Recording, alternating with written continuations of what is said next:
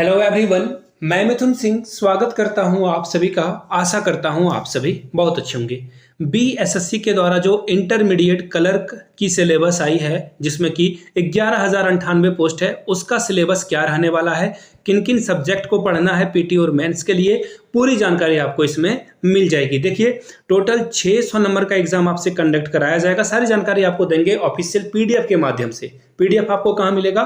Telegram channel पे। Telegram channel का link आपको कहाँ मिलेगा? नीचे कमेंट सेक्शन में और डिस्क्रिप्शन बॉक्स में। बाय द वे, वीडियो में आगे बढ़े उससे पहले मैं 3 क्वेश्चन आप लोगों से पूछूंगा और तीनों क्वेश्चन का सही सही जवाब आपको देना है। नालंदा विश्वविद्यालय को किसने गिराया था, ध्वस्त किया था या खत्म किया था, वो आपको नीचे बताना है कमेंट सेक्शन में। नालंदा यूनिवर्सिटी को किसने बर्बाद किया? दूसरा सवाल, x टू द पावर 0 की वैल्यू क्या होती है? और तीसरा सवाल आपको ये बताना है, बिहार से कटकर जब झारखंड अलग हुआ तो आपको बताना है वो डेट कौन सी थी। उस डेट को आप लोग नीचे कमेंट सेक्शन में बताइएगा। 3 सवाल आप लोगों से मैंने पूछ लिया।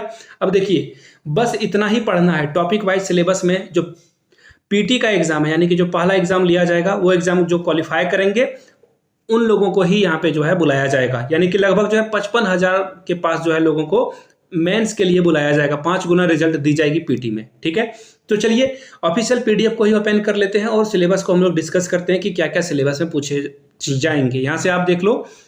अब मैं आपको सीधे ले चलता हूँ। यहाँ से देखो, थोड़ा एज क्राइटेरिया के बारे में जान लीजिए।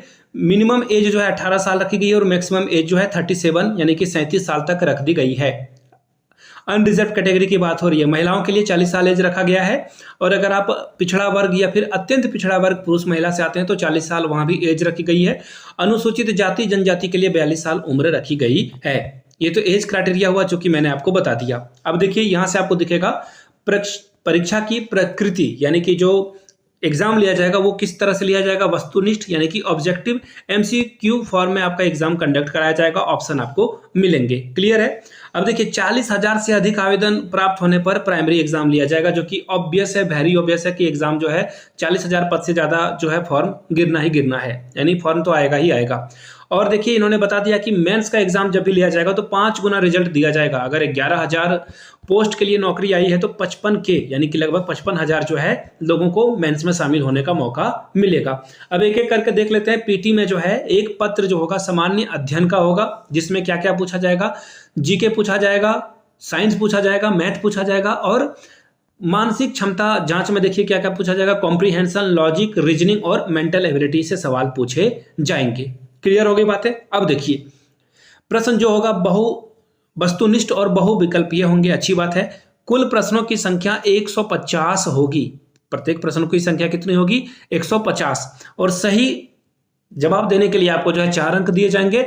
गलत जवाब देने पे 1 अंकों की कटौती की जाएगी, नेगेटिव मार्किंग है। एग्जाम में कुल कितना समय मिलेगा? 2 घंटे 15 मिनट का समय आपको मिल जाएगा। ठीक है, अब देखिए, सामान्य अध्ययन में देखिए क्या पूछा जाएगा। यहाँ पे देख लो, स्पष्ट रूप से जो है लिख दिया गया है। यहाँ से देखो, समसामयिक विषय यानी कि करंट अफेयर्स आपसे पूछ लिया जाएगा। याद रखिएगा, क्या पूछा जाएगा?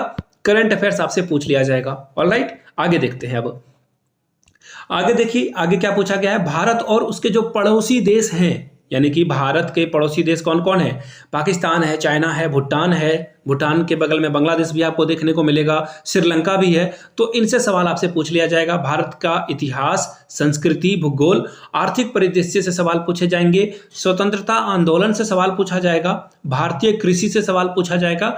प्राकृतिक संसाधनों की जो प्रमुख विशेषताएं हैं, भारत का संविधान क्या है, भारत का राज्य व्यवस्था क्या है, देश की जो राजनीतिक प्रणाली है, चुनाव जैसे कंडक्ट कराए जाते हैं, उनसे सवाल पूछा जाएगा। पंचायती राज क्या होता है, सामुदायिक विकास और पंचवर्षीय योजना के बारे में सवाल पूछा जाएगा। राष्ट्रीय आंदोलन में बिहार का क्या योगदान था, यानी कि जो भारत को आज़ादी मिली उसमें बिहार के कौन कौन महापुरुषों ने जो है अपनी जान की आहुति दी और क्या क्या अच्छे अच्छे जो काम हैं उनके बारे में आपको पढ़ लेना है। समान विज्ञान की बात करें, यानी कि साइंस की बात करें, तो देखिए मैट्रिक लेवल के क्वेश्चन आपसे यहाँ से पूछे जाएंगे और फिजिक्स, केमिस्ट्री, बायो से सवाल आपसे पूछ लिया जाएगा। भूगोल यानी कि ज्योग्राफी भी इसमें शामिल रहेगा। गणित की बात करें तो देखिए गणित में जो है सवाल कहां से पूछे जाएंगे? संख्या पद्धति से संबंधित प्रश्न रहेगा। पूर्ण संख्याओं का अभिकलन रहेगा, दशमलव रहेगा, भिन्न रहेगा और संख्याओं के बीच का जो परस्पर संबंध है, मूलभूत संख्या है, गणितीय क्रियाएं हैं, उससे सवाल पूछा जाएगा। प्रतिशत, अनुपात समानुपात यानी कि रेशियो प्रोपोर्शन, परसेंटेज से सवाल पूछा जाएगा, एवरेज से सवाल पूछा जाएगा, ब्याज यानी कि सिंपल इंटरेस्ट, कंपाउंड इंटरेस्ट भी आप इसमें जोड़ दो, और प्रॉफिट लॉस यानी कि लाभ हानि से भी सवाल पूछा जाएगा। आगे देखिए, सामान्य क्षमता यानी कि जो रीजनिंग है उससे सवाल क्या क्या पूछे जाएंगे, तो यहां से देख लो, सादृश्य, समानता, विभिन्नता वाले सवाल पूछे जाएंगे, स्थान कल्पना से सवाल पूछे जाएंगे, समस्या समाधान, विश्लेषण, दृश्य स्मृति, विभेद, अवलोकन, संबंध, अवधारणा से सवाल पूछे जाएंगे। ठीक है, अब देखिए कूट वाला जो सवाल होता है वो भी पूछा जाएगा यहाँ पे। अब क्वालिफाइंग मार्क्स देखिए, अगर आप जनरल कैटेगरी से आते हैं तो 40% आपको अंक लाना होगा। अगर आप पिछड़ा वर्ग से आते हैं तो 36.5, अगर आप अति पिछड़ा वर्ग से आते हो तो 34%, अनुसूचित जाति या जनजाति के लिए 32%, महिला सभी वर्गों के लिए 32%, दिव्यांग सभी वर्गों के लिए 32% जो है नंबर होगा। एग्जाम डेट जो है 27/9 यानी कि 27 दिसंबर से स्टार्ट होगा और 11 अक्टूबर तक आप इसे अप्लाई कर सकते हैं। वेबसाइट का एड्रेस देख लो, bssc.bihar.gov.in से आप जो है अप्लाई कर सकते हैं। सारी जानकारी मैंने दे दी। बाय द वे, कोई डाउट रहता हो आपका तो नीचे कमेंट करके आप जो है मुझसे सवाल पूछ सकते हो। वीडियो को अगर आपने यहाँ तक देख लिया है तो नीचे कमेंट सेक्शन में एक प्यारा सा जय हिंद लिखते हैं अपने देश के नाम, और मुझे भी पता चल सकेगा वीडियो आपने यहाँ तक देखी है। वीडियो को ज़्यादा से ज़्यादा अपने दोस्तों और रिश्तेदारों सहेलियों तक शेयर करें, साझा करें, उन तक इस वीडियो को जरूर पहुंचाएं। वीडियो को यहाँ तक देखने के लिए आप सभी का बहुत बहुत शुक्रिया। Have a good day.